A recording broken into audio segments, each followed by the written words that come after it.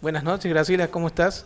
Hola, ¿qué tal? ¿Cómo estás? Muy bien, muy bien, muy bien. Te agradecemos mucho que te hayas llegado acá hasta Cipos, al Multimedio Mordisquito, para participar del té de Ceilán del día de hoy.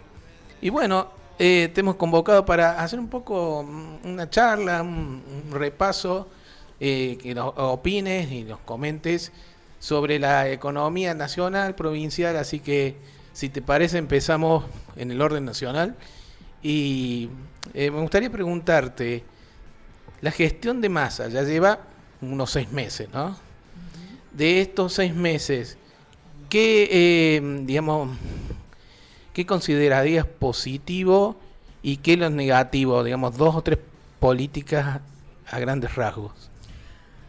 Bueno, primero para eso hay que pensar en qué condiciones asumió el ministro Massa, Claro, el ¿no? contexto de la asunción, sí. Condiciones de una gran peligro de inestabilidad, ¿no? En el gobierno, producto de una serie de factores que, bueno, no nos vamos a ir muy atrás, Claro, sí. pero estaba, la situación era muy crítica en cuanto a la gobernabilidad y la estabilidad. Entonces, bueno, el ministro asume con esa realidad y con un banco central con reservas nulas, ¿no? En un país que necesita dólares para mover su economía, simplemente Claro. ese es el tema.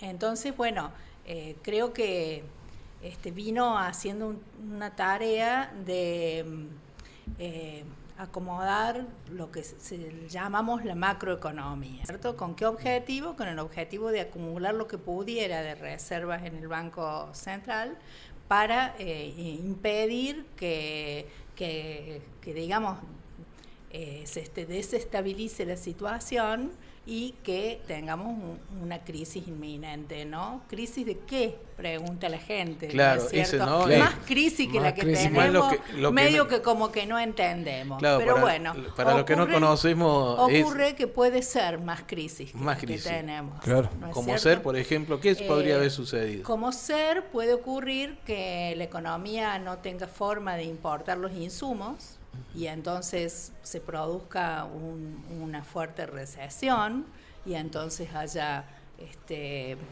despidos masivos. Claro, supondría bueno, un parate industrial. Un parate. ¿No?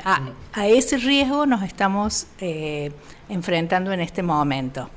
Pero en ese momento me quiero retrotraer porque ustedes me preguntan qué hizo el ministro Massa, claro, ¿no es claro. cierto? Y la pregunta es clásica, es ¿cuál es la diferencia entre el ministro Guzmán y el ministro Massa? Sí. ¿No es cierto?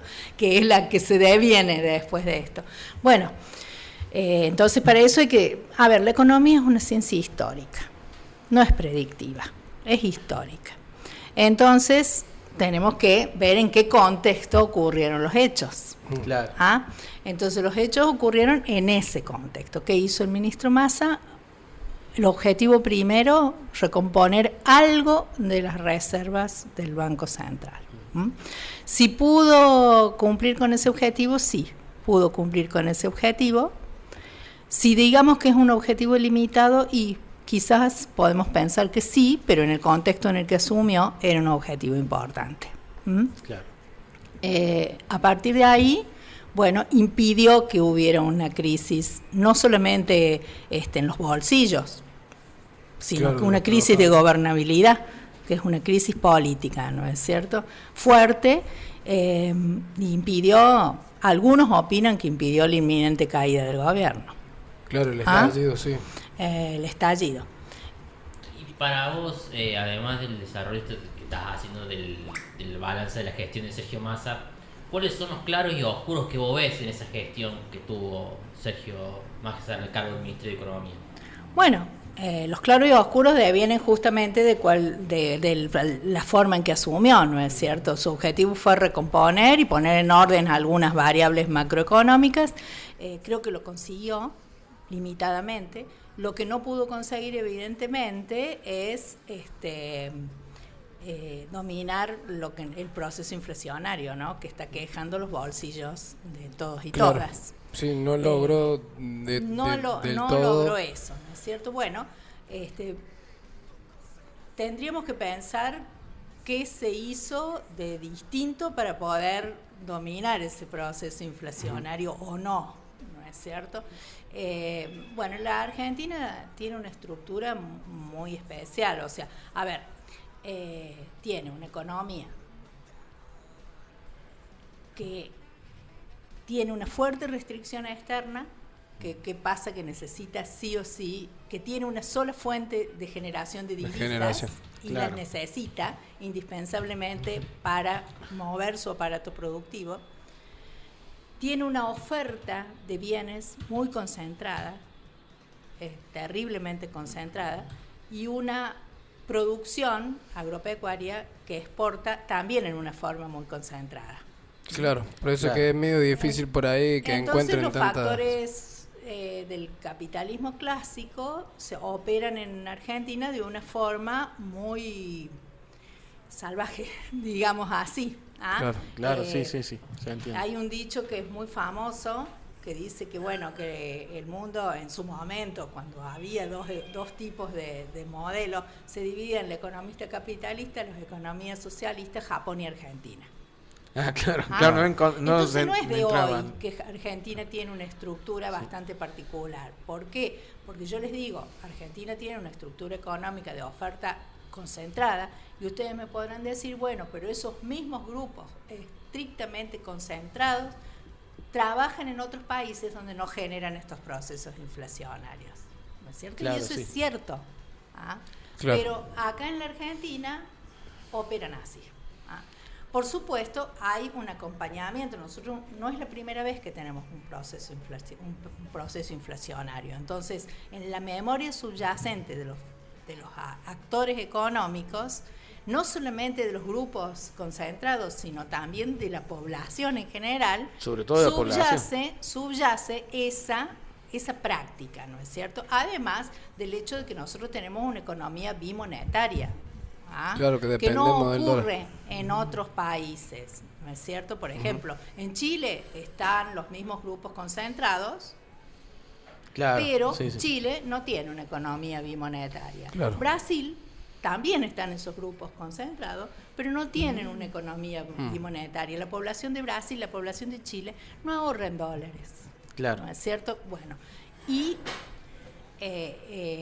además de que tienen una economía, Chile tiene una economía mucho más también dependiente de un solo producto que es el cobre, ¿no es Claro, cierto? sí. Pero Brasil tiene una economía más diversificada. Yo les pongo dos ejemplos que son la punta, ¿no es cierto? Sí. En realidad. Entonces, ¿qué hizo el ministro Massa? Eso, acomodar las variables macroeconómicas, que no pudo hacer, en realidad, dominar ese proceso inflacionario, ¿no es cierto? Sí instrumentó algunos controles un poco más, me parece, bueno, trató de hacer un acuerdo con esos grupos hegemónicos que tienen mucho poder en la economía. Algunas cosas se cumplieron, otras no se cumplieron. El Estado tiene limitado su poder de control. Sí. Y lo tiene limitado por una cuestión práctica. Es decir, del 2015 al 2019 se desmantelaron todos los organismos de control. Claro, y el se control liberalizó la economía. necesita gente operando en ese control, ¿verdad? Por eso en un momento dado se habló de un acuerdo con los municipios, ¿no es cierto? Para que los municipios, bueno, después empieza a haber todo este movimiento de que si pueden, si no pueden, si tienen jurisdicción, bueno, esos grupos, los grupos que no tienen interés en que los controlen, evidentemente, van a la justicia y se amparan, ¿no es cierto? Tenemos un problema político. Claro, eso justo de base, te iba a preguntar. En lo que muchas medidas naufragan en las justicias, amparándose y no pudiendo ser aplicadas finalmente, ¿no es cierto? ¿Qué hizo el ministro Massa? Que uno podría... ¿cuáles son los puntos que tomó, que uno podría decir, bueno, están fogoneando un poco el proceso inflacionario en vez de detenerlo? Por un lado, intentó establecer un acuerdo de precios con determinados grupos y factores. Por el otro lado, operó sobre una variable que no había operado el equipo económico anteriormente, que es la tasa de interés. O sea, ¿qué dice lo clásico de la lucha contra la inflación o de las escaladas también cambiaria? Bueno, la tasa de interés tiene que estar por encima, es la política, es la teoría monetaria, claro. ¿no es cierto? La teoría monetaria que trata de establecer cuál es la causa de la inflación. A ver, la inflación es multicausal, ustedes ven, está podrido de escuchar que es multicausal. Sí, que dicen ¿no es que hay que cierto? reducir la emisión. El bolsillo no se entera que es multicausal, claro. ¿no es cierto? Pero bueno, es cierto. El tema es que las causas monetarias sí son importantes, o sí son una de las causas, pero no son las únicas causas, sobre todo en el caso de Argentina. Entonces, ¿qué dice la teoría monetaria clásica? Que hay que operar sobre el déficit fiscal. Argentina no tiene un déficit fiscal elevado, que hay que operar sobre las tasas de interés. ¿Qué hizo el ministro? Levantó las tasas de interés. ¿Para qué levantó la tasa de interés? Para que los ahorros o los grupos con sus excedentes no se fueran al dólar y provocaran una escalada cambiaria. Claro. ¿No es cierto? Ahora bien, esa tasa de interés elevada tiene otras implicancias en la economía y por sí misma es inflacionaria. Claro. O sea, impide que se vayan al dólar los ahorros, que los permite mantener en el sistema bancario en pesos, digamos, nacional, con colocaciones, digamos que son atractivas. Pero produce que la tasa, al ser alta la tasa pasiva, es también alta la tasa activa, produce un efecto sobre las pequeñas y medianas empresas que no pueden acceder al crédito salvo que el Estado las subvencione. Claro. Entonces produce un incremento de costos en ese tema. Y eso, a su vez, es inflacionario. Claro. No, limita el acceso al crédito. En los 90 estaba como muy en boga decir que la inflación se debía sobre todo a la emisión monetaria. ¿También es un factor de que produce inflación o está como sobrevaluado? Es uno de los factores, eso no quiere decir que sea el determinante, pero Argentina tiene una emisión monetaria baja en estos años. Claro. Entonces tiene baja emisión monetaria, el dólar va por detrás de la inflación, los salarios van por detrás de la inflación, el déficit fiscal no es elevado. O sea, aparentemente no hay ninguna de las causas monetarias que estarían explicando el proceso inflacionario en este momento. ¿Qué ocurre? Queda la puja distributiva, por un lado, y por el otro lado, una fuerte inercia, ¿no es cierto?, en todo el proceso. O sea, a ver, mucha gente dice, bueno, pero no podemos explicar. Bueno, los argentinos tenemos una cultura de tratar de protegernos. A ver, totalmente explicable.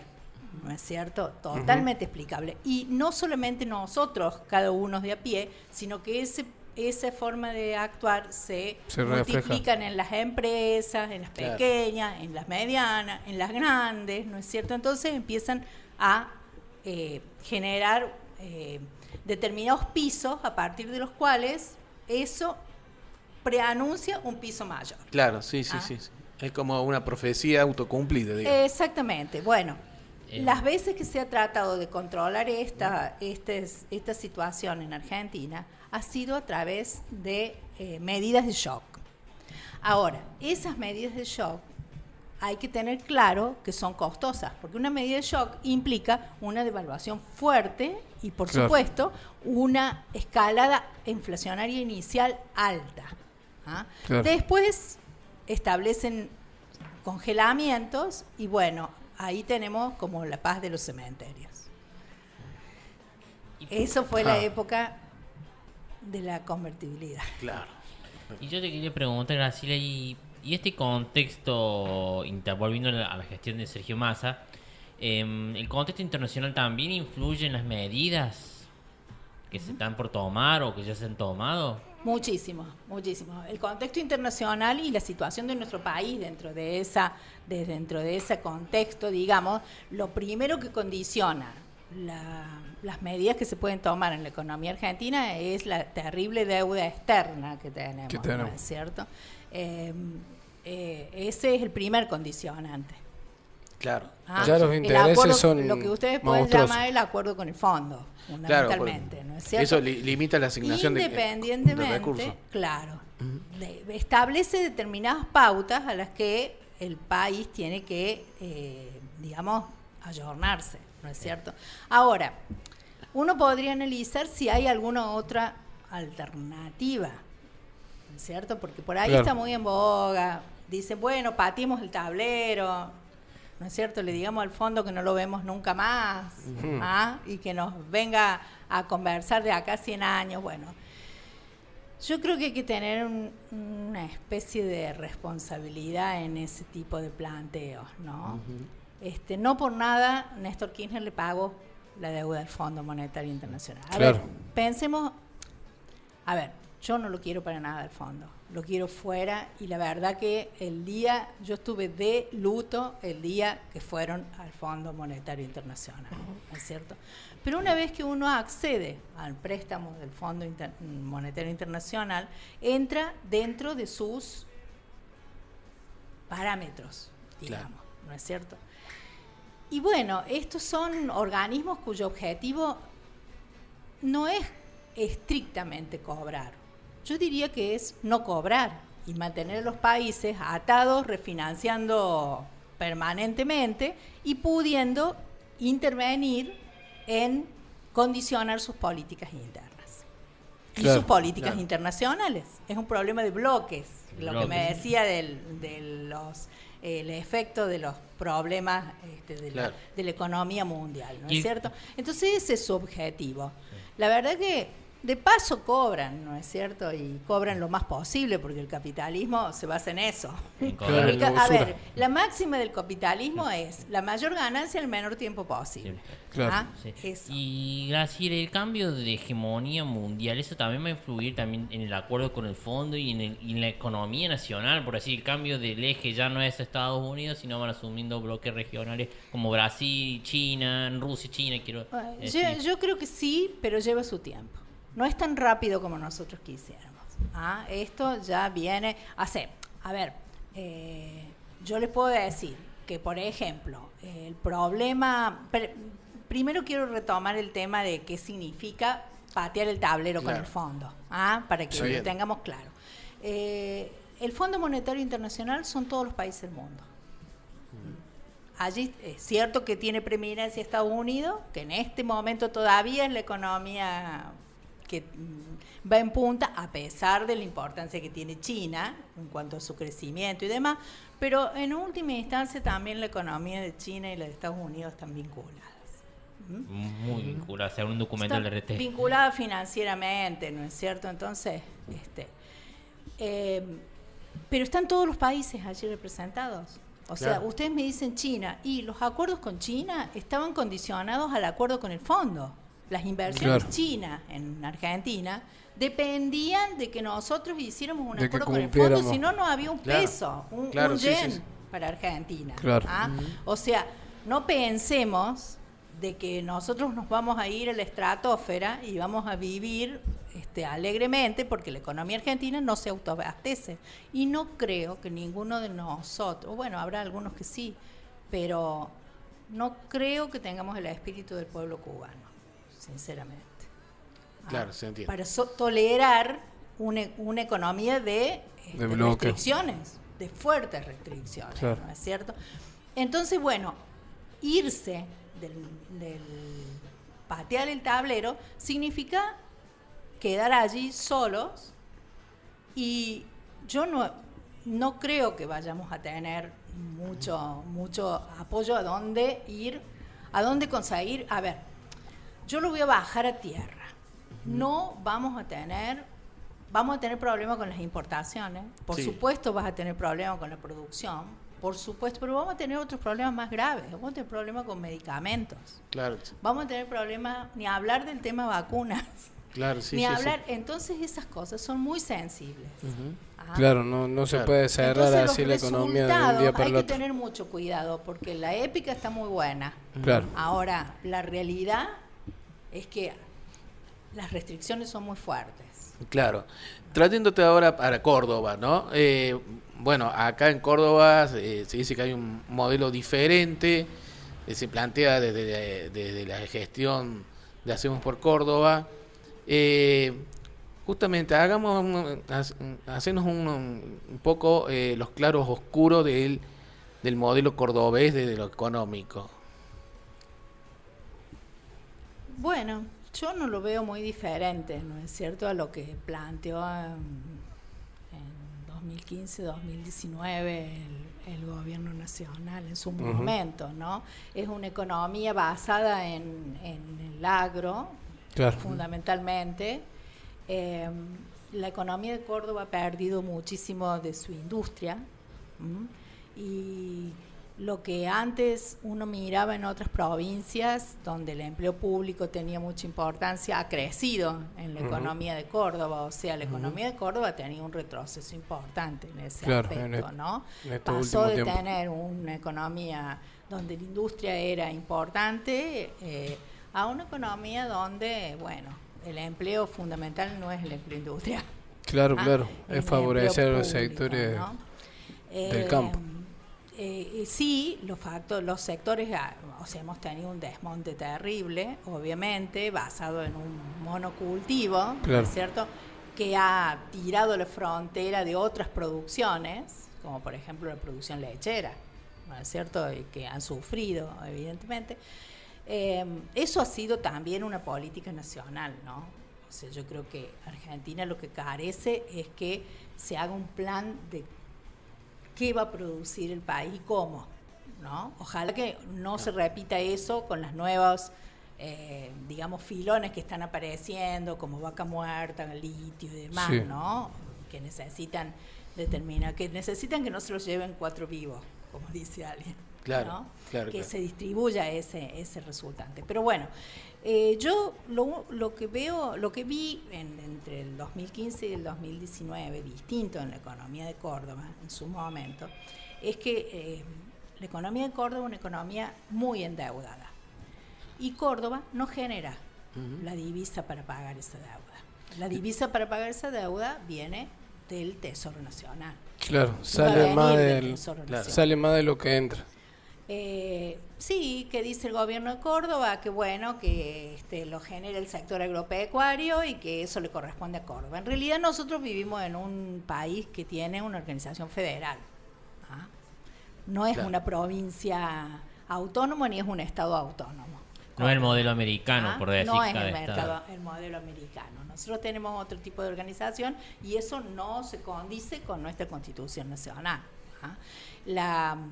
El presupuesto de Córdoba tiene el 40% para solventarse del aporte de la nación, ¿ah?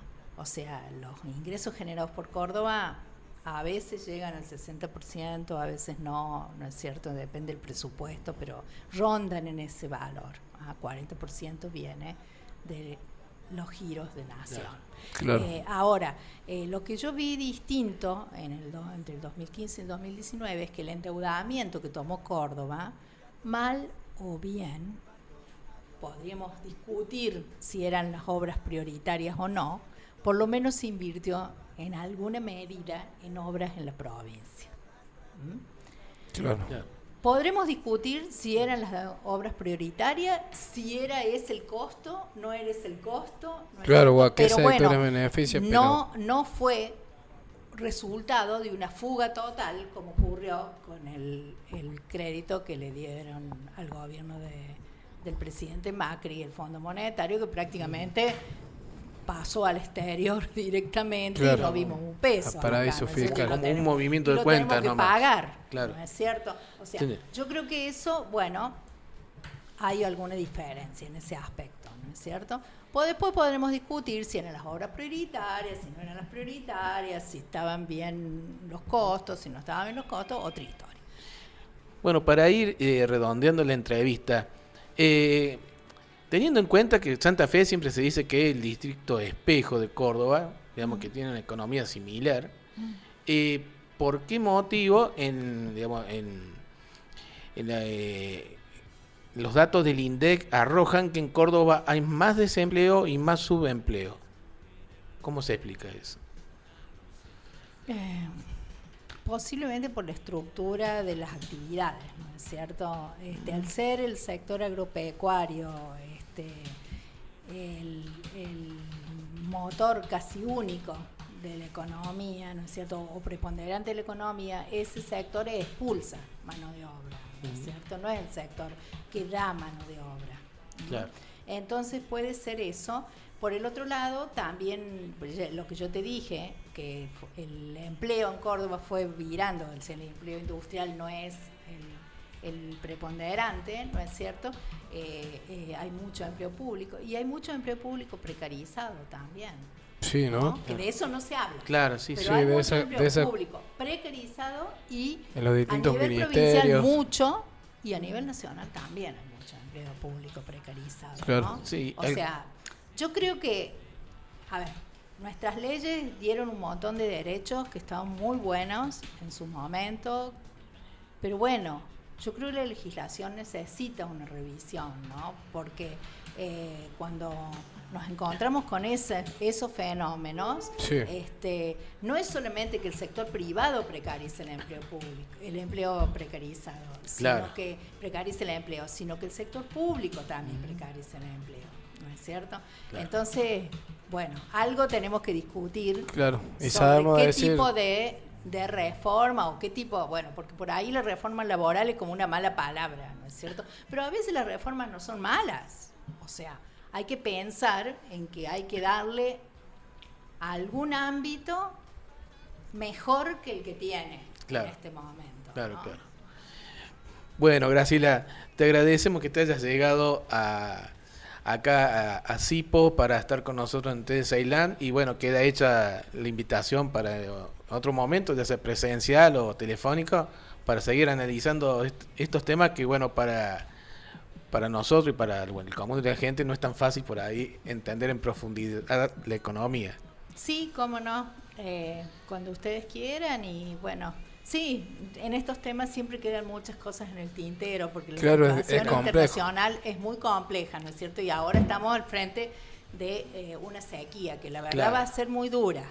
Claro, sí, va a afectar a la economía de la mayoría, ¿no? Sí, va a faltar el ingreso de $16.000 millones en las reservas, o sea que la verdad que vamos a tener un año complicado en el ámbito de una pelea electoral. Claro, claro, sí, claro, difícil, que se viene brava. Pero bueno, esperemos que bueno, que todos podamos evaluar un poco. A mí me preocupa muchísimo lo que pasó en La Falda, ¿no? Claro. Claro, sí, sí, sí.